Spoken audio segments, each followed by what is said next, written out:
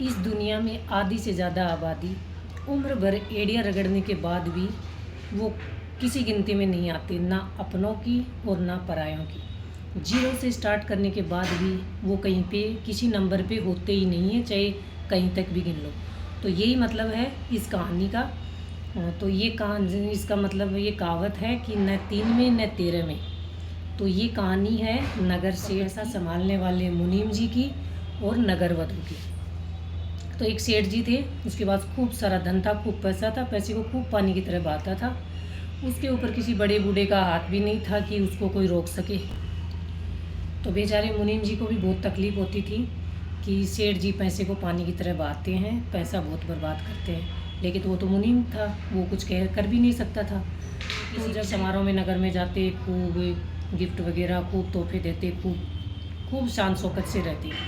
तो एक बार एक समारोह था नगर में, नगर वधू समारोह था, सॉरी। तो वहाँ पे गए सेठ जी, वहाँ पे उनकी नज़र पड़ी नगर वधू पे। तो नगर वधू थी तो सुंदर तो होनी, जैसे ही नगर वधू पे पड़ी तो वो मोहित हो गए और बात आगे बढ़ी। नगर वधू से बातचीत हुई तो रोज़ का नगर वधू के घर पे आना जाना हुआ सेठ जी का। आए दिन सेठ जी नगर वधू के घर पे पाए जाते। तो सेठ जी को ये लग रहा था कि नगर वधू भी उसको पसंद करती है, लेकिन नगर वधू के घर पे तो जो भी आता था उसका यही हाल था।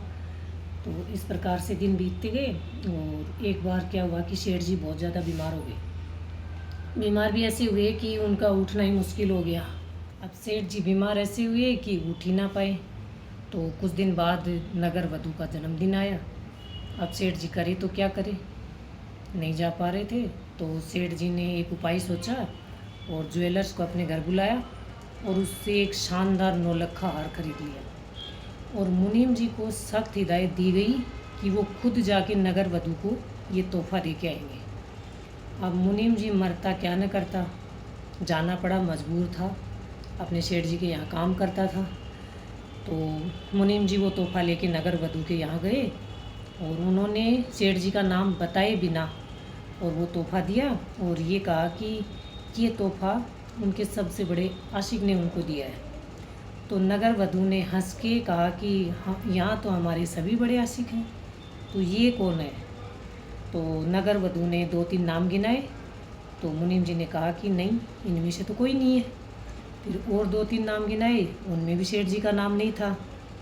फिर मुनीम जी को गुस्सा आया कि मतलब हमारे सेठ जी तो इतना कर रहे हैं और इसको तो उसका नाम ही नहीं पता। तो नगर वधू को वो तोहफा बहुत पसंद आया क्योंकि हार बड़ा शानदार था, बड़ा कीमती था। तो नगर वधू उसको किसी कीमत पे छोड़ना नहीं चाहती थी। तो नगर वधू ने कहा कि चलिए मैं कुछ और नाम गिनाती हूँ आपको। इस प्रकार करके 10 नाम नगर वधू ने गिना दिया। उन 10 नाम में कहीं भी सेठ जी का नाम नहीं था। फिर कहा चलिए मैं कुछ 3 नाम और बताती हूँ। तो वो 3 नाम जैसे ही बताए, उनमें भी सेठ जी का नाम नहीं था। तो मुनीम जी नाराज़ होके वो तोहफा लेके महल लौट गए सेठ जी के घर पे। सेठ जी ने जाते ही पूछा कि नगर वधू ने क्या कहा, उनके बारे में कुछ पूछा क्या। तब मुनीम जी ने कहा कि सेठ जी पूरा वाक़या सुनाया और कहा सेठ जी ये ऐसा ऐसा हुआ, तो आप तो न तो 3 में हो और न 13 में हो। तो कुछ सेठ जी का दिल टूट गया। तो कुछ लोगों को गलतफहमी होती है कि वो पता नहीं कितने महान हैं, जबकि उनको पता नहीं होता इस चीज़ का। तो यही अर्थ है इस कहानी का कि न 3 में और न 13 में। ये बहुत पुराना मुहावरा है।